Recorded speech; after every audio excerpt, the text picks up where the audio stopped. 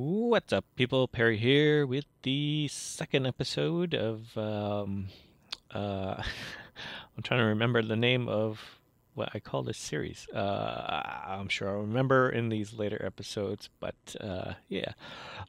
Surviving creatively. Yeah, that's one. Surviving creatively with yours truly, Perry. Basically, what if you enjoyed the first episode, where I kind of tutorialized my thoughts and whatnot. Probably you shouldn't expect the same. So if you enjoyed that first episode, feel free to watch that over and over again because for these next well, I don't know how many episodes this is gonna take, but for these next episodes, we're gonna slow it down a little bit. Basically, what really want to do is to document all the little builds that are going on in my world, and we're gonna start off with this one right here. I guess you could call it sort of like a palace or my home. Um, dream big. That's why I say. So basically, what this is a scale model of my plan to build a palace. And you can see there's some castles here, right there, a big one over there, and then you have this other, I don't know what you want to call it, these other structures over here. And basically, it was inspired by the Palace of Versailles. Now, if you don't know what the Palace of Versailles is, it's a palace in Paris, France. Oh, no, not Paris. It's in Versailles. But the town Versailles is just outside Paris, and that's where this palace is. And I kind of was inspired by just how big and how monstrous it was. I've been there, I've seen it, and it's really something to behold. And if you ever get a chance to go to Paris, that's probably should be tops on your list to go see. But basically, this was inspired by that palace, and I thought to myself, you know what? If I'm gonna make a home in Minecraft, I might as well just go big, right? Might as well. And so there's different areas here of what I would like these things to be, and what this having this at a smaller scale allows me to kind of plan out and get the overall picture before I start nitpicking over the finer details of any build.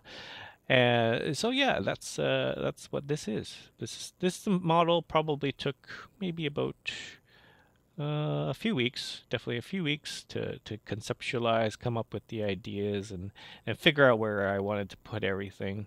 But for this first episode of this build, this is the second episode, but for this episode, what we're going to do is we're going to try and concentrate on this front end here.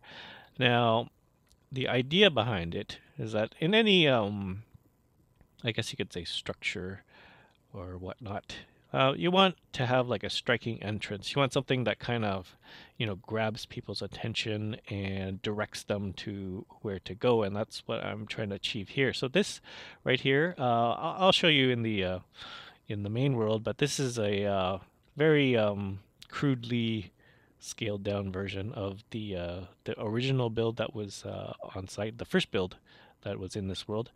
And basically, if I can show you right here, there's an entrance here or archway here, and it kind of leads out into the main entrance of the palace. So when we come out into the palace, we'll be able to see something like this. And the idea behind it is to just try and get your attention. So having something like this right here, I have some ideas, I have some plans for this. I'm not going to reveal it just yet, but and the reason why I don't reveal it just yet is because I pretty much don't know what I'm going to be doing yet.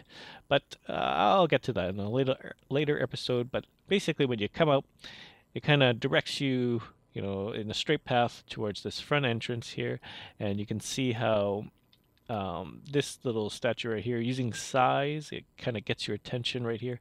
And the idea is that it's supposed to follow. You're supposed to follow your eyes. Your eyes are supposed to follow down this way, kind of like on a flowing pattern, and it kind of gets the eyes moving, gets it, interested in what you're seeing, right? So that you see the whole thing all in, in your own time of just starting here and then slowly working down like this.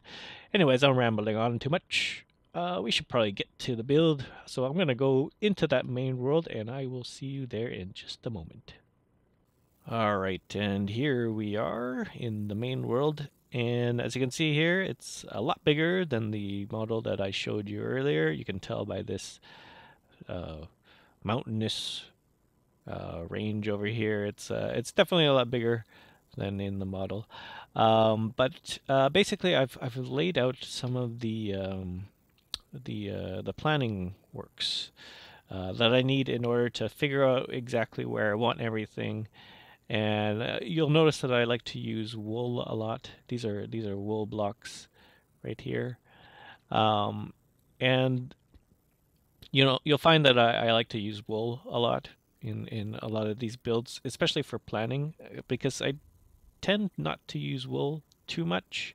And this just allows me to, with the help of MC Edit, allows me to eliminate this stuff without too much trouble. And that's something that can be used in the program. It's kind of like a select and delete tool. Just delete this one specific type of block, and then it just goes ahead and does it. And it's really handy. MC Edit, very handy program. But yeah, so I've kind of got this planning stage here, trying to figure out exactly where I want everything. This is the first build in this world. I guess I should talk a little bit about it, just in case you're wondering. Basically, you can see here it's a giant circle, except for this one part here. It's kind of a hallway here, and you saw that in the first episode. Um, but basically, it was inspired by this guy named Doc M77, and he had this thing called uh, the Minecraft the new world. Oh man, I screwed it up. The Minecraft New World Tour or something like that. Oh man, I should really know what I'm talking about before I say something. But his world tour basically had something called the perimeter, and basically it was some place where he could go in order to, I guess, harvest resources and kind of centralize everything. And I was really inspired by the way he kind of just made the whole perimeter and had everything come into one location so that he could just work on things and then collect things at the same time. And that was really cool for me. And so that's what I was trying to accomplish here. And obviously, it's not done. It's still on its way. It's still got a lot of things to do, especially emptying out this area, because I think in the perimeter he had water. It was a layer of water, and that prevented a lot of mobs from spawning in that one particular area. And so that's what I've kind of done here. And so that's going to be something of a future build, but for this first episode, we're gonna, well, not this first episode, this second episode, we're gonna concentrate on building this palace over here. And so I got this all this stuff here, all this planning stuff here. What we're gonna do, well, I'm gonna go off camera right now and then start the building process. Well, actually, probably more planning stuff because I don't think I have all the lines that I want. But I'm gonna go away. I won't bore you with me just placing blocks and stuff like that. But I'll come back with an update and I'll see you just in a bit. All right, so I've kind of added this ring here. Um, Again, with the help of MC Edit. Gotta pimp out that program because that's a real awesome program. And what I've tried to start doing here is I think if you remember watching back in the little planning world that I had there, I had these kind of four pillars that kind of stretched up to the top here. It didn't quite reach the top, but the idea was that it was supposed to kind of cascade down just like so and down into there. And so what I want to try and do is try to figure out the exact height that I want. And so the best thing for me to do is to figure out what block I want, or the main item that I want to use in the build here. And I have a couple of options. I have a block of quartz. I think I was also gonna go with the sandstone. Well, there's the chiseled sandstone. So we have the chiseled sandstone is the same block that's used on that build over there. And we also have the block of quartz. Um, I'm thinking in terms of continuity, for continuity's sake, I might want to stick with the sandstone. The only problem with sandstone is that, well, at least this block of sandstone, you don't have the other decorative blocks that the quartz has, and because the quartz has the, where is it? They have the half slabs and also the stairs, so that might be a little bit, that might be better, I think. But the problem with sandstone, though, if you're wondering, sandstone, yes, they do have stairs and they do have the half slabs, but you can see here it's not the same texture. Oops, Oop, it's not the same texture. There you go. You can see it's kind of like this cracked texture, and this one I have in this brick form. And if you're wondering, the texture pack that I have here, it's the I don't know how to pronounce his name. It's the Spax. I don't know how to pronounce it, but it's the BD Craft texture pack, and I should probably leave a link in the description about that because they make a pretty good texture pack. I ended up using this pack, and I kind of modified it to suit my needs. So, for instance, this wool, it's not included in the texture pack. I kind of modded it to suit what I wanted to. Same thing with the sandstone, the chiseled sandstone, and other blocks. Like well, this quartz block, for instance, it's kind of it's different. It's different from the original one. It just kind of helps me or allows me to, be more creative, be able to shape the blocks the way I want it, so it gets the look that I want. I know it's kind of cartoony, and not a lot of people like that sort of thing, but that's cool. I mean, it's not. It's kind of like the way I want it to be, and who knows? In the future, I might change to a different texture pack. Well, we'll see what happens. But I think for this palace here, we're gonna go with uh, the sandstone. So next thing that we want to do is to try and figure out the height. And I want to figure that out by placing a bunch of blocks. And I'm not going to bore you with that. I'll see you in just a bit. You know what? I decided you get to watch me build and place blocks. So one of the reasons why I decided this, because one of the things I want to talk about is how I play this game. And for me, I play in both survival and creative mode. And I know a lot of you out there are either playing creative or just in survival, and you like to keep your world separate, and that's great, and that's awesome. And I know that for some of you playing in survival, it's all about the challenge and things of that nature. But for me, um, playing in creative mode allows me to kind of get the creative juices going just that much quicker. I don't have to worry about harvesting resources and things of that nature. Um, and the thing with survivals, I like to collect things, and I like to, have a sense of accomplishment when I harvest things. And so I kind of play around with both, and that's what I use this world for. I use it for both creative and survival. You might have a different opinion. That's cool. You keep that opinion, and you know, you have your reasons why you like to do certain things, and so do I. And you know what? We can all live in the world together, and that's the important bit. So what I am trying to accomplish here is the cascading down of the structure here.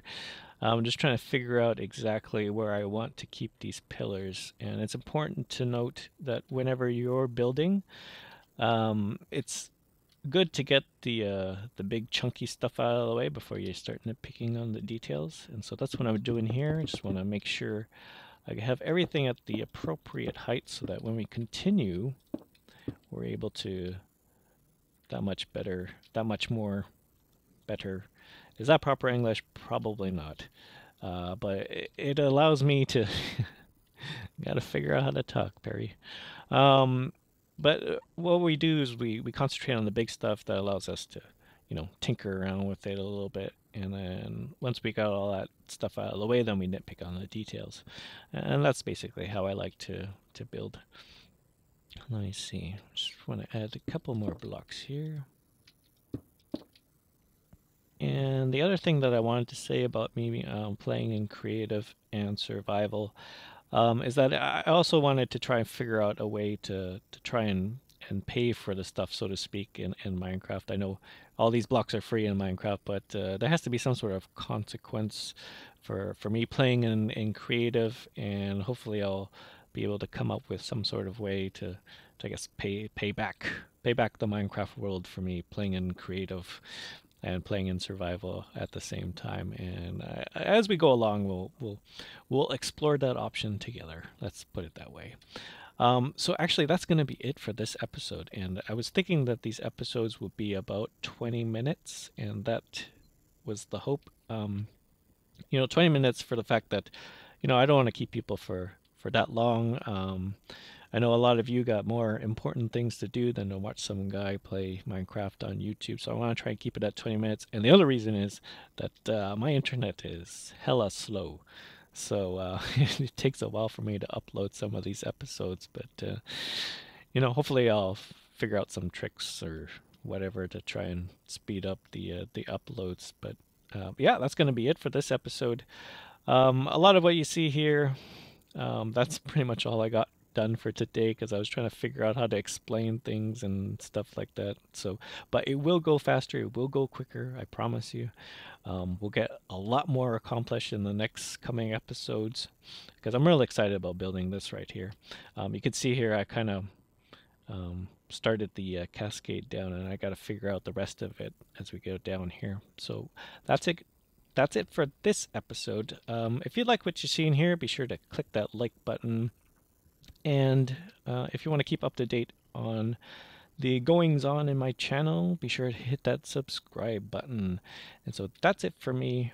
Always remember, keep your head up, and I'll see you in the next one.